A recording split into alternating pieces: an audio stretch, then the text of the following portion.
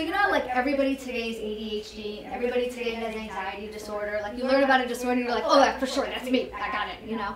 You have to remember, 80% of the people have intact phonological coding systems. We in the special ed world wonder, you know, who's left that knows how to read, but we're seeing a skewed population. Majority of kids can learn to read without almost any instruction.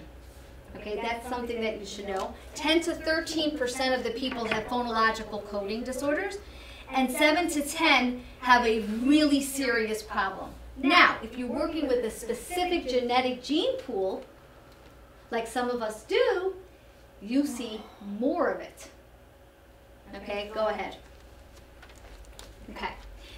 Let's talk about the other side to this, and that is the compensation that because the brain has this issue, and internally it knows it has this issue. So what happens is that the left and the right communicate by using synapses. Those are the electrical currents that go back and forth between the left and the right. Because the left doesn't work as well, it sends strong messages to the right side, and there tends to be a strength on the right side of the brain. Now, again, there's a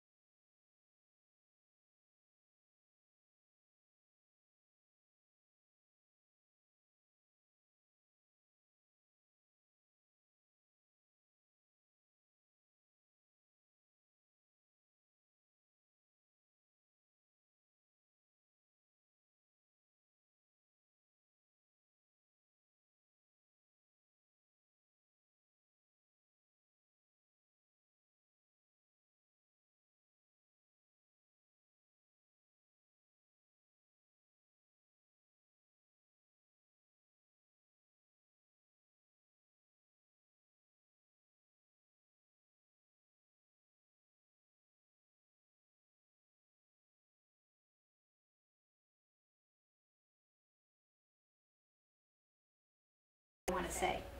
Okay? So I actually have a girl that comes to my office in Miami, and she is very, very chatty. And one of the complaints that the teachers had when they originally sent her was she's very, very, very, very chatty. And what we found out is that, yeah, she's chatty because she wants to express herself. Because when she sits down to write, she's not at all at grade level.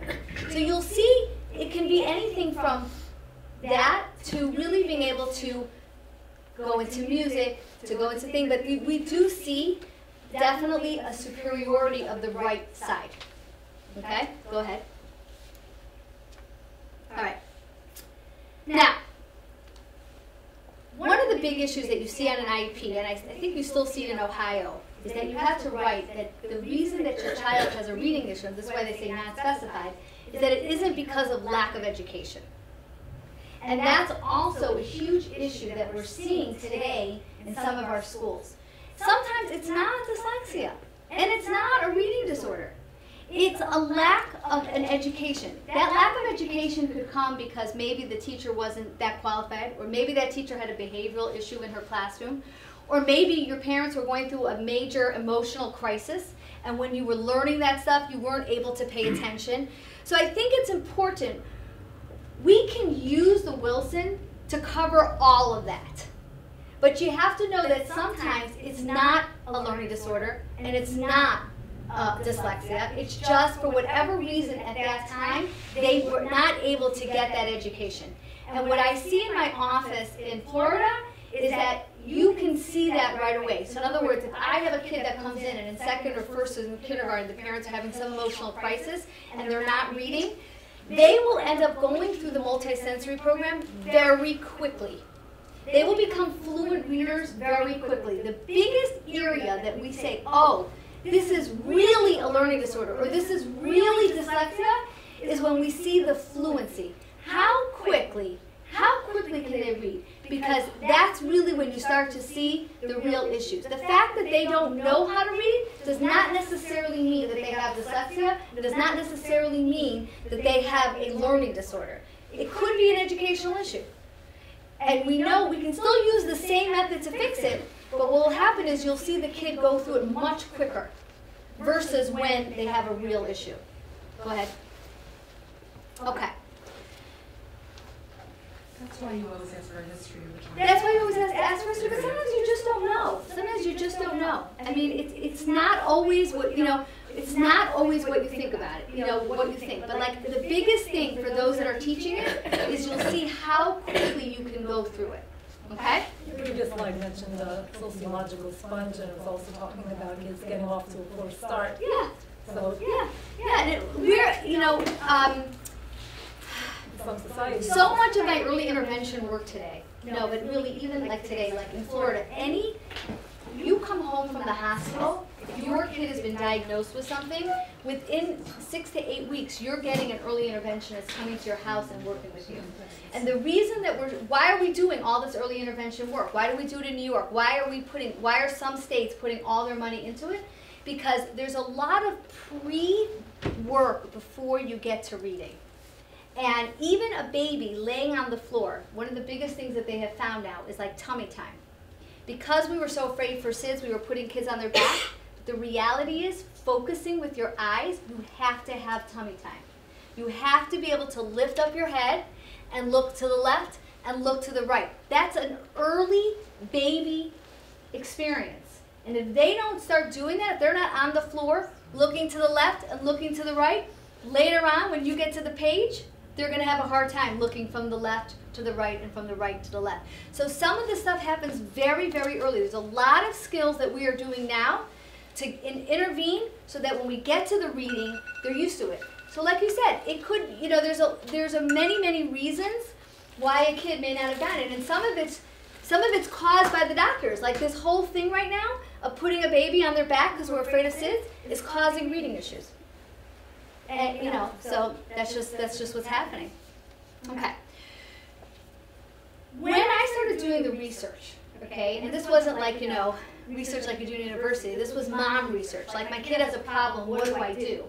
So I thought this was going to be like, I'm going to have to go to some specialist, and you know, we don't know what to do, and what are we going to do? And then when I came across the Wilson Reading Program, I realized that, like, this has been around for a long time. A lot longer than people think. Because a lot of times people will call me and say, so the Wilson Reading Program, they just came out within the last 10 years. No. Okay, this has been around for a really long time, and nothing's really changed. Now, when I was in Cleveland, they had a big, when my kids were little, they had a big thing that said, you know, read to your kids so your kids will be good readers. And that was like pervasive. Like, you know, it was really important. You're reading to your kids, read to them while they're in the stomachs, you know, make sure that you're always reading to them, read to them when they're little. And so that's one of the biggest disappointments that I had, because I had been a mom that read to my kids.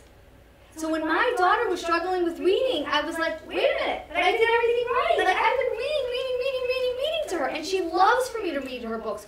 Why is it not going back the opposite way? And so what I didn't realize is that, yes, while reading to your book, to your children, will help with language comprehension and eventually with reading comprehension, it has zero impact if your child is having a coding issue with them picking up the letters. Remember, another kid who doesn't have a coding issue will automatically read to them. They'll point out words. They'll figure out words. But a kid who has a coding issue will not do that. Okay, so you can read to them from here to tomorrow. It's not going to help them read back to you. And that's one of the most powerful interventions that have been identified for reading disabilities to date. It consists of a combination: explicit instruction in sound symbol relationships, using your body, not just the page. Remember, focusing is hard for them. Looking at a word on a page is hard for them. So they have to use movement in order to do it. Direct and integrated instruction in text reading and comprehension, okay? That's actually reading to them, okay? But it's not just reading to them, it's also asking them questions. And this balanced approach appears to be necessary for adults as well as children with reading disabilities. Now, if you go on my website, learningtreemiami.com, you will see a video. It's very, very powerful.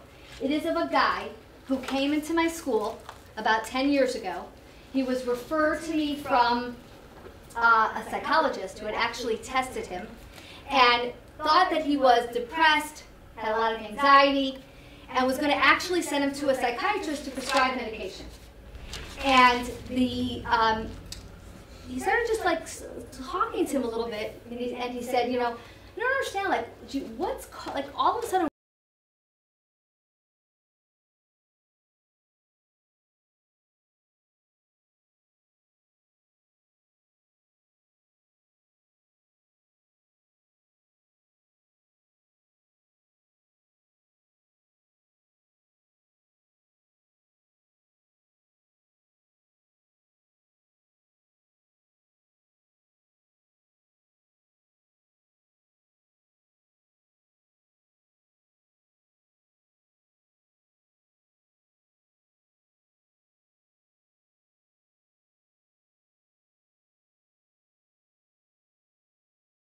Me what you need, and I can't